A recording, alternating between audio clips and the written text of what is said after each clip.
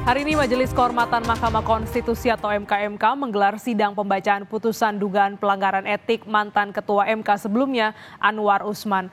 MKMK memutuskan Anwar Usman terbukti melanggar kode etik. Sidang dimulai pukul 9:15 waktu Indonesia bagian Barat dengan membacakan pertimbangan hukum dan etika terlebih dahulu. Hingga diputuskan Anwar Usman melanggar kode etik dan diberi sanksi teguran tertulis. Ada 2 laporan dengan terlapor Anwar Usman terkait pencopotan sebagai Ketua MK dan terkait konferensi pers usai dicopot dari Ketua MK. Sebelumnya MKMK telah melaksanakan sidang pemeriksaan pendahuluan dan pemeriksaan sejak 15 Maret lalu.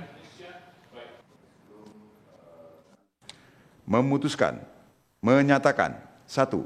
Hakim terlapor terbukti melakukan pelanggaran terhadap kode etik dan perilaku hakim konstitusi sebagaimana tertuang dalam prinsip kepantasan dan kesopanan butir penerapan angka 1 dan angka 2 Sabta Karsa Utama. 2. Menjatuhkan sanksi berupa teguran tertulis kepada hakim terlapor.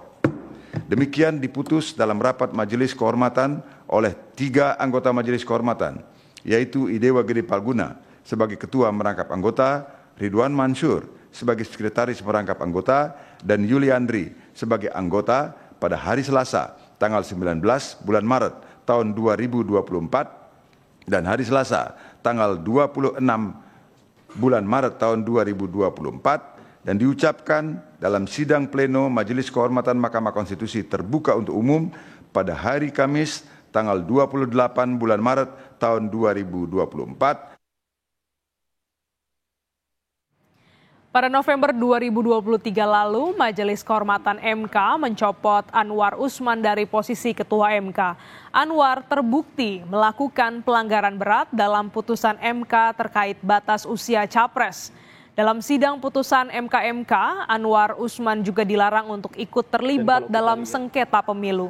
Selain itu, Anwar Usman juga tidak boleh mencalonkan diri atau dicalonkan sebagai Ketua MK hingga akhir masa jabatannya. Kita langsung bergabung dengan jurnalis Kompas TV, Tifal Solesa yang memantau jalannya sidang Majelis Kehormatan Mahkamah Konstitusi. Tifal, apa dampak putusan MKMK bagi Anwar Usman?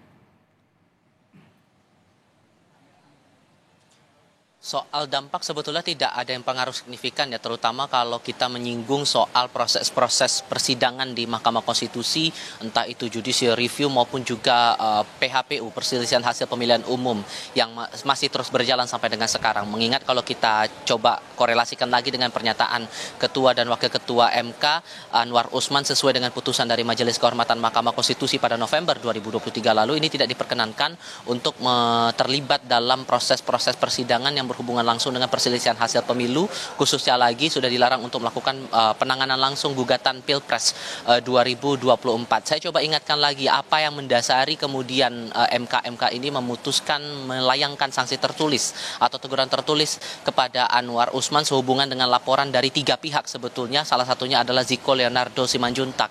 Alasan yang paling mendasar menjadi pertimbangan dari Majelis Kehormatan MK sampai akhirnya melakukan atau melayangkan teguran tertulis ini adalah bentuk dari keterangan yang disampaikan Anwar lewat konferensi pers, lalu diteruskan lagi dengan upaya gugatan perdata lewat Pengadilan Tata Usaha Negara atas pencopotan dirinya sebagai Ketua Mahkamah Konstitusi. Ini disebut sebagai fakta reaksi melawan atas keputusan Mahkamah Konstitusi sehingga ikut mempengaruhi marwah dan martabat Mahkamah Konstitusi secara keseluruhan.